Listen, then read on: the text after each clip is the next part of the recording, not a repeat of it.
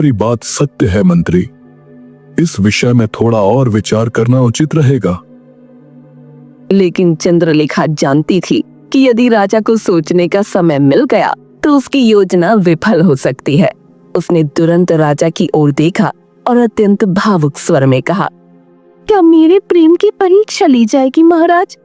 यदि हाँ, तो मुझे आज ही अवसर दीजिए कि मैं आपकी रानी बन सकूं।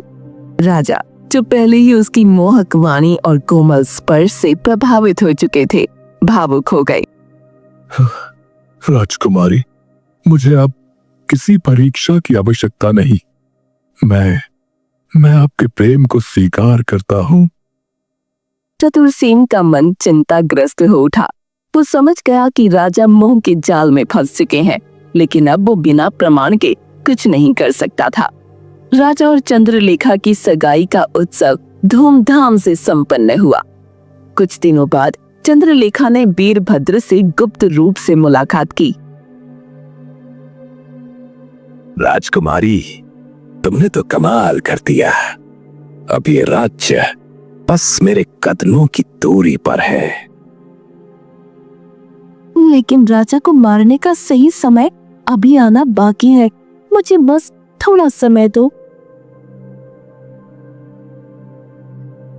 राजमहल में शाही विवाह की तैयारियां चल रही थीं। राजा अपने कक्ष में बैठे थे, तभी चंद्रलेखा उनके पास आई और मधुर स्वर में बोली, महाराज, मैं चाहती हूँ कि विवाह से पहले हम दोनों अकेले जंगल में शिकार पर जाएं। ये क्षण हमें एक दूसरे को और करीब लाने में मदद करेगा। राजा, जो पहले ही उसकी मोहक वाणी और प्रेम पूर्ण शब्दों में डूब चुके थे, ने बिना सोचे समझे सहमति दे दी। ये तो बहुत अच्छा विचार है रानी। जंगल की ताजगी और आपका साथ, ये क्षण अविस्मरणीय होगा। मंत्री चतुरसेन को इस प्रस्ताव पर संदेह हुआ। वो राजा के पास आया। महाराज, ये उचित नहीं लग रहा है। विवाह से पहले अकेले जंगल जाना संकट से खाली नहीं है। कृपया पुनर्विचार करें महाराज। चतुरसेन, तुम हर बात में षड्यंत्र क्यों ढूंढते हो? चंद्रलेखा मेरी होने वाली रानी है।